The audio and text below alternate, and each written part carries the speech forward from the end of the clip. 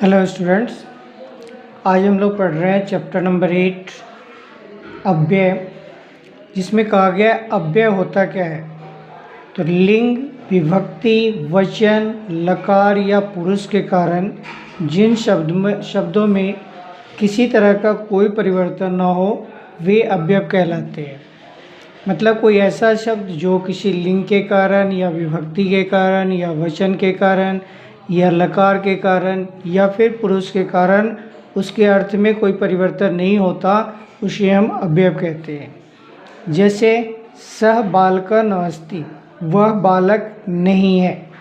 सा कन्या नास्ति, वह लड़की नहीं है। ते बालका न सन्ति, वे सब बालक नहीं है। तत्फलम न अस्ति, वह फल नहीं है।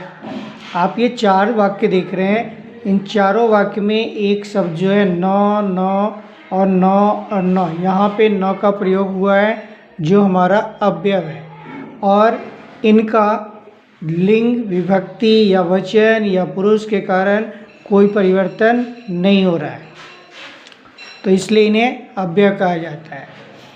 अव्यय जो भी होते हैं वह स्थानबोधक, कालबोधक या प्रश्नबोधक होते हैं। कुछ उदाहरण के द्वारा इसे समझते हैं। जैसे सह बालक न अस्ति, वह बालक नहीं है। आम सा बालिका अस्ति, हाँ वह बालिका है। अत्र वृक्ष अस्ति, यह वृक्ष है। राम श्याम च वदत, राम और श्याम बोलते हैं। अद्य अवकाश अस्ति, आज अवकाश है मतलब छुट्टी है। सदा सत्यं वद, हमेशा सच बोलो। फलम अध अस्ति, फल जो है वो नीचे है। पुष्पाणि ऊपरी सन्ति, पुष्प ऊपर स्थित है।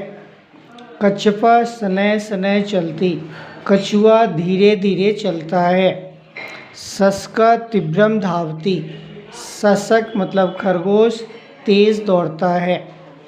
तो इस तरह से इन सभी वाक्य में जितने भी ये ब्लू कलर से लिखे हुए, जैसे शनैः शनैः, तीव्रम, अद्य, सदा, ये सारे हमारे अव्यय शब्द हैं जिनका किसी लिंग, वचन, विभक्ति के कारण कोई परिवर्तन नहीं होता है। अब देखते हैं अभ्यास के प्रश्न, जिसमें पहले क्वेश्चन में कहा गया है शुद्धं विकल्पं चित्वा रिक्त स्थानी पूरयत। शुद्ध विकल्प चुनकर रिक्त स्थानों को पूरा करना है। जैसे जो शब्द लिंग, विभक्ति या वचन के कारण बदलते नहीं उन्हें डैश कहते हैं, तो इसका आंसर होगा अव्यय।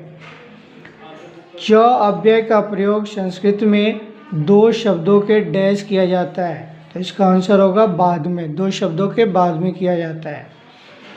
डैश शब्द अव्यय है। इन तीनों में तदा जो है एक अव्यय शब्द है। अधुना अव्यय शब्द का अर्थ अब होता है। क्वेश्चन नंबर 2 में कहा गया है निम्न शब्दानां हिंदी भाषायाम लिखित, इन शब्दों को हिंदी में लिखो। जैसे कदा मतलब कब, आम मतलब हाँ, एव मतलब ही, शनैः शनैः मतलब धीरे धीरे, तत्र मतलब वहाँ, अत्र मतलब यहाँ।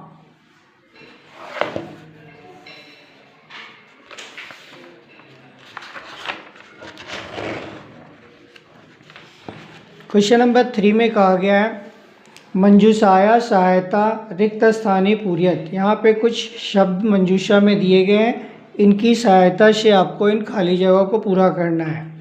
जैसे शशक डैश धावती, तो यहाँ पे आएगा तीव्रम, शशक तीव्रम धावती। दूसरा है डैश अवकाश अस्ति, तो अद्य अवकाश अस्ति। तीसरा है डैश वानरा अस्ति, मतलब तत्र वानरा अस्ति। चौथे में ईश्वर डैश अस्ति, तो यहाँ आएगा सर्वत्र, ईश्वर सर्वत्र अस्ति। कच्छप शनैः शनैः चलति, यहाँ पे आएगा शनैः शनैः। और श कुत्र गच्छति, वह कहाँ जाता है, तो यहाँ पे आएगा कुत्र। क्वेश्चन नंबर 5 में यहाँ पे तालिकाया शब्दान योजित्वा वाक्यानि रचय।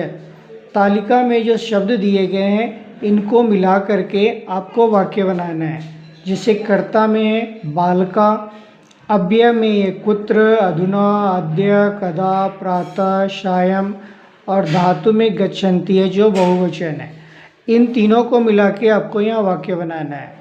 जैसे पहला बना बालका कुत्र गच्छन्ति पहले वाक्य में, दूसरा है बालका अधुना गच्छन्ति, तीसरा में बालका अद्य गच्छन्ति, चौथे में बालका कदा गच्छन्ति, पांचवें में बालका प्रातः गच्छन्ति और छठा में बालका सायं गच्छन्ति।